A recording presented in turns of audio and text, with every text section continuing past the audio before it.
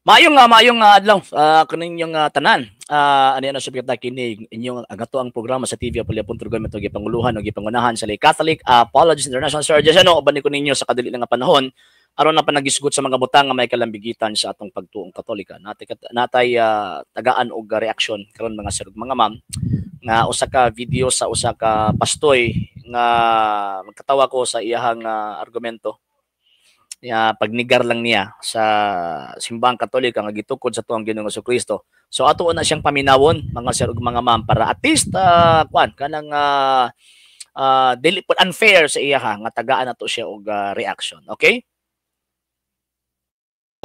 Nga si Kristo lagi kuno gyud ang nagtukod sa ilang simbahan. Okay atong sakyan kay mao magid ilahang pagtuo. Yes, tungod sa hinungdan nga musugot sa dili, biblically and historically speaking, ang simbahang Katolika gitukod ni Ginoong Jesucristo. Ang dili naman mutuoan na kanang naay mga personal interest o mga nagtukod-tukod o ilahang kaugalingong mga pundok. Mao raman, pero sige ato sa ning ipadayon. Karon ang pangutana makaigsoon makahigalaan, wala gid ta kakita sa pagtukod sa ilang simbahan nga si Kristo maoy nagtukod ni ana. Kana simbahan ba kana church building mao man ay simbahan nila. Mao man ay templo nga ilang gingon. So wa kita kakita nga si Kristo nagtukod na simbahan na. Actually ang gatukod sila simbahan mga carpenter, mason sa uban pang tarang mga nagtrabaho ni anang pagpatindog silang simbahan. Bisag mo ta ta silang kontraktor sa pagpabarog ni ana, saksi gina siya nga dili gyud si Kristo nagtukod, sila gyud nagpabarog ni ana. Mao na makaigsunan makahigalaan kung mingon sila nga si Kristo nagtukod, dili magani mo puyo ang Ginoo sa templo nga gihimo sa kamot sa mga tawo. Pagtukod na ba hinuon? So makaigsunan, advice lang ko gamay. Atong basahon ang Buhat 17:24. Ang Dios nga nagabuhat sa kalibutan og sa tanan nga mga butang nga anaa niini siya tungod kay siya Ginoo sa langit ug sa yuta, wala mo puyo sa mga templo nga gibuhat sa mga kamot. Tan-awa. Unya ipaangkon pahinuon nato ni Kristo nga si Kristo mao nagtukod, dako jud kay na siyang bakak makigsunan ug makikalaan.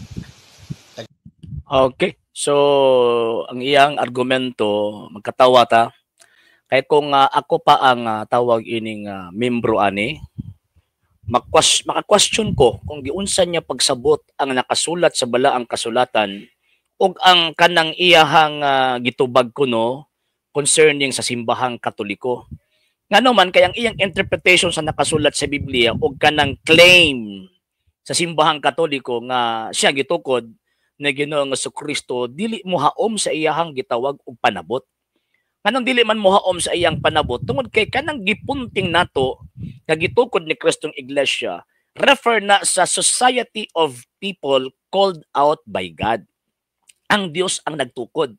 Kanang ang katilingban ang Dios ang nagtawag. Literally speaking ang Dios ang nagtawag. Si Kristo mismo ang tawag anang punduka. O gisugoon niya pagpanlakaw sa tibuok kalibutan o pagpamautismo sa ngalan sa Amahan, Anak ug Espiritu Santo o pagtudlo sa tanang mga tao.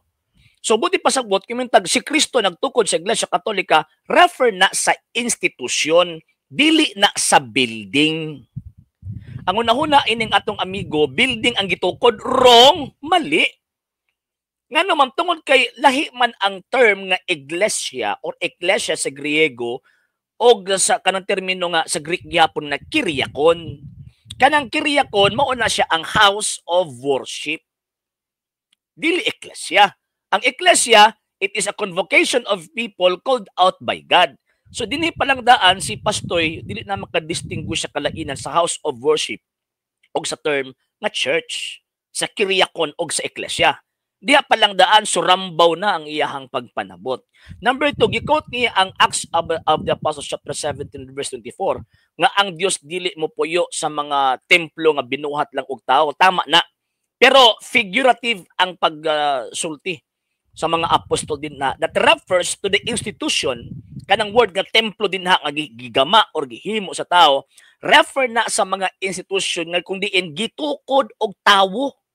Sama anong sektang gipasakupan ining pastoy ni gining pastoy nga pasensya na kay sa counter magamit na pataka nagyawit. So but pasabot ang Dios dili mo puyo ini mo mga pundo ka. Kining pundo ang ipasakupan ani nga pastoy, di mo puyo ang Dios ini. Ngano man kay sila may kahimo. Sila may giimbento anang ilahang church niya pagkaman ila paging ipahid sa Ginoo nga Kristo, wa mo mauwaw. Kapag pagod na tugnaw nga ipahid na to ng pundo ka kita nagtukod niya pagkaman si Kristo, ipahid no kang Kristo nga si Kristo nagtukod. Di ka takilatan ana. So diha pa lang daan maluoy ta limang kag ang iyang interpretation sa simbahan kanang word nga simbahan sa karon nga setup dili oy. Magbasa gani ang Biblia toy, dapat tan-aw nimo ang kung sa kuan pa ba, tan-aw nimo ang origin sa word. Ang origin sa word, ang history sa word. Unya pagkahuman ang institusyon nga gipahinungdan ana nga word.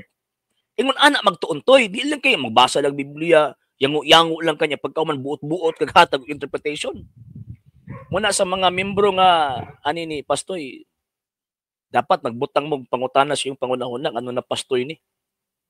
Sa hinungdan nga yon, maluoy ta sa iyang panabot. Maluoy ta sa iyang panabot. Nganong maluoy ta sa iyang panabot kay tungod kay ang iyang panabot di gud mo tunong tinuod. Siguro basin og di lang gud siguro niya tan-awon og dawaton ang kamatuoran kay lagi wala man siya laing siguro nga pagkuhaan sa iyang panginabuhi. So mao na nga diha lang gyud siya motunong. Amot lang ha, pero muna dapat i-question nato na about sa faith or about sa sektang atong gipasakupan. Kay kung magpadayon na sigurado kini si pastoy mo ni mudangdang nato dito sa impyerno. So kana lang una mga sir ug mga ma'am, og thank you kayo sa pagpaminaw sa atong program. Sa gustong mutabang sa atong programa, pwede ninyo ipadayon tabang suporta pinag sa mga account numbers kana ko sa mga screens kana nagadagan nga information. Og pwede sab mo mag-message sa atong page kung very mitan sa inyong pagpadala. Daghan kayong salamat. Ave Maria, viva Cristo.